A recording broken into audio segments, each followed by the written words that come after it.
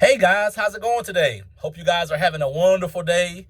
Hope you guys is out there thriving, and hope you guys are out there making a dream come true. So good to be before you all on this platform on today. I'm very excited. I'm working on a couple things, and today is just a beautiful day. And I'm very thankful to be alive and just to be able to work on new things for the future. Guys, listen, I'm coming to you because I got a thing that came to my mind today, and basically was laid on my heart to really speak to you guys about something in the transportation world. So my thing is, and bear with me, my thing is, a lot of people have asked me, when it comes down to buying your first van, should you buy a minivan, should you buy a high top turtle top van, or should you buy a shuttle bus? Okay. Shuttle buses, this is my segment. My segment is talking about shuttle buses, okay? Shuttle buses play a major role. They are very, very popular. They can do a lot of things. And I've had, a couple shuttle buses, matter of fact, probably 3 or 4 in my fleet over a given time. And they all serve their purpose. Now, for starting out with them, I don't know, it all depends on your scheme or how you planning on working it. But, just doing one client at a time, I think to me, that's personally overkill because of the fact, you got one person and then you got all that gas and it's just bulky.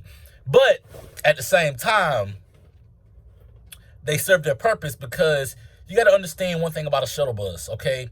A shuttle bus, as we have gotten a lot of calls in the past for nursing homes, they serve their purpose because anytime you have a bariatric client, a very, very large XL client, that shuttle bus will serve its purpose because a lot of the conventional vans, a lot of the regular vans will not hold anybody with that great weight that a shuttle bus will hold. A lot of times, some of these lifts, I had one, the lift was rated at like 800 pounds.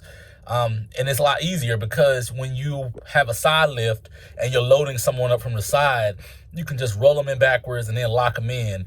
And then another advantage of having a shuttle bus is the fact, say you get a call around, fair season, like around here in Raleigh, we have the state fair. Well, a lot of times the nursing homes call and be like, hey, we need about 5 or 6 people transported to the state fair. So, man, you can start, transporting multiple people at one time.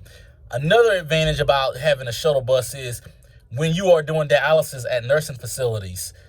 Sometimes you have people, say Mr. Johnny has to be transported to dialysis at 10 o'clock. Well, Miss Susan got to be there at 9:40. So guess what you're going to do? You're going to actually load them both up at the same time, as you can do that under a nursing home, and lock them in, and then you're going to take them and drop them off. That saves you a lot of time versus dropping one off, coming back, and dropping one off. Another advantage about having a shuttle bus is the fact I have had calls for group charters and group transportation for taking people to outings, and then a lot of times another thing too, and this pretty much ties into building your business up. But when it comes down to transporting individuals at nursing homes, a lot of times the activity coordinator sets up times to where a lot of the residents there have to be transported on an outing to like the dollar store or the movies or out to eat or something like that. In the state of North Carolina, they have to be transported. They have to go on at least, I think, 1 or 2 outings a month. So that's where a shuttle bus will come into play because you can load them up all at one time. Another thing, let me explain this to you about a shuttle bus. A shuttle bus I like is the fact that we have done a lot of weddings with them, and there's a lot of people that's intoxicated. So we made our money, per head count, shuttling back and forth from the hotels and to the wedding venue because there are people that's intoxicated. So those are the advantages of, minibuses, shuttle buses. I like them, as long as you keep your lift and stuff maintained, you shouldn't have any type of problem or anything like that. The thing is, too, one thing I like about the minibuses, shuttle buses, is the fact that you could get a lot of people. A lot of them hold 15. Now, the thing about minibuses, let me explain something to you.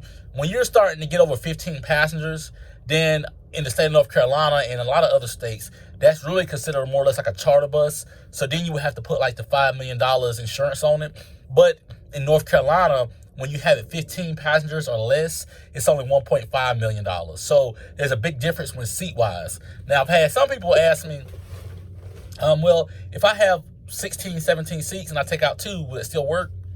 Not getting into that, because what happens is that's really up to DMV. We've actually had a situation happen where when we bought a minibus, it was coming up as an RV, so we had to get license and theft to come out, and they had to really just take a glance of it and write the report and change it in the system. So those are the good things about minibuses, and you can utilize it for such a many different things, and then also casino runs and all that type of good stuff. You could utilize them for. So they're actually beneficial. Starting out with one, I don't know. I didn't start out with one starting out, but a lot of them are more affordable than a regular wheelchair van. I've seen one for $5,000, $4,000.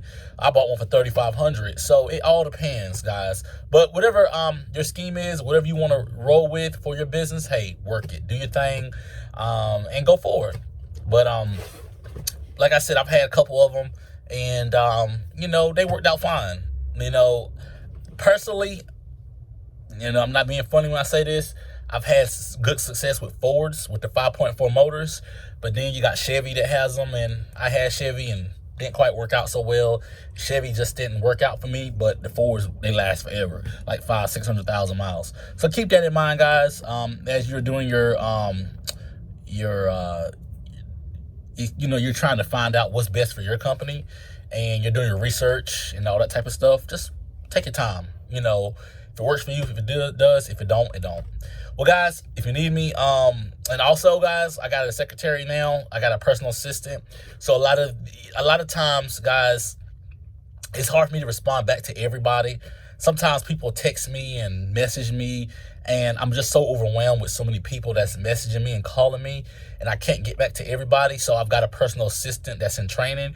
Hopefully by next week, she'll be ready to go, and she could be able to respond back to a lot of my messages and emails and phone calls and stuff like that. So don't be upset with me because I may not have responded back. It's just, I'm human. I've got so many calls during the day that I can't respond to everybody because I end up forgetting.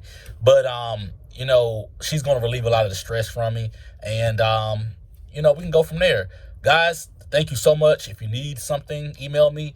I hope you guys have a wonderful day and go out there and be prosperous and do well, operate your gift and work in your calling. Take care, guys.